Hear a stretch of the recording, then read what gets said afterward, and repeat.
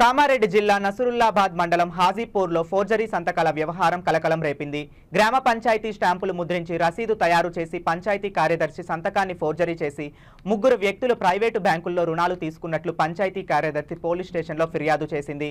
Private finance సంస్థలో loan కొరకు హాజీపూర్ గ్రామానికి చెందిన ఒకరు నకిలీ ఎన్ఓసి తయారు చేసి కరెంట్ ట్రాన్స్ఫార్మర్ను తీసుకున్నట్లు మరో 2 రుణాలు తీసుకున్నట్లు పంచాయతీ కార్యదర్శి తెలిపింది.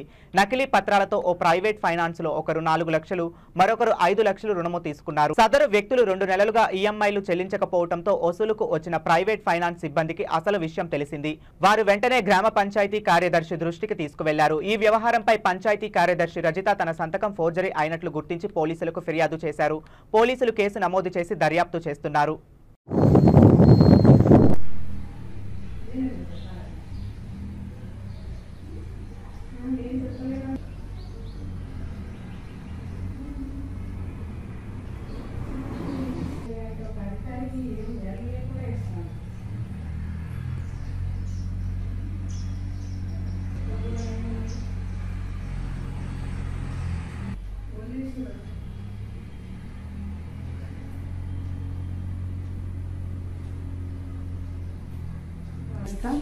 నేను హాజీపూర్ పంచాయత్ కార్యదర్శి.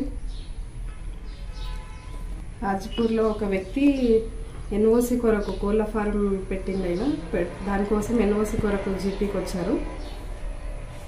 అయితే మేము జీపీలో ఒక ఎన్ఓసి ఇవ్వాలంటే ప్రకటన పెట్టాల్సి ఉంటుంది.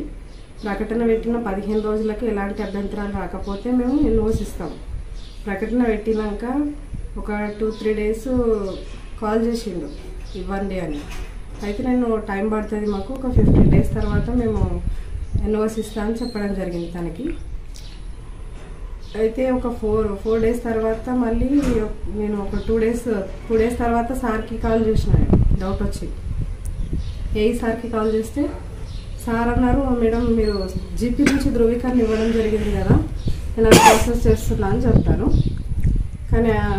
కానీ ఒకసారి ఆ ధృవీకరణ నాకు వాట్సాప్ చేయమంటే సార్ నాకు పంపించడం జరిగింది. అది చూస్తే వాస్తవానికి నా సంతకాలు నావి కాదు, ఆ రైటింగ్ నాది కాదు, స్టాంపులు కూడా మావి కాదు అని పోలీస్ స్టేషన్లో కంప్లైంట్ చేయడం జరిగింది.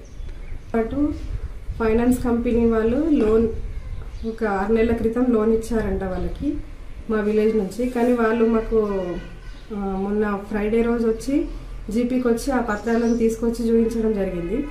అందులో కూడా ధృవీకరణ కానీ మా రిసిప్ట్ కానీ అవేవి కూడా మావి కాదు. ఓన్లీ రిజిస్ట్రేషన్ కూడా చేయించుకోవడం జరిగింది. ఆ వ్యక్తులు రిజిస్ట్రేషన్ అయినాక వాళ్ళు కట్టకపోతే ఇప్పుడు ఆ లోన్ ఫైనాన్స్ వాళ్ళు మా దగ్గరకు వస్తే ఆ డాక్యుమెంట్స్ అన్నీ మావి కాదని చెప్పడం జరిగింది. దీన్ని బట్టి ఇక మా ఫోర్జరీ చేసిరని గ్రహించి పోలీస్ స్టేషన్లో కంప్లైంట్ ఇవ్వడం జరిగింది. ఉన్నతాధికారుల సూచనల మేరకు పోలీస్ స్టేషన్లో కంప్లైంట్ ఇవ్వడం జరిగింది.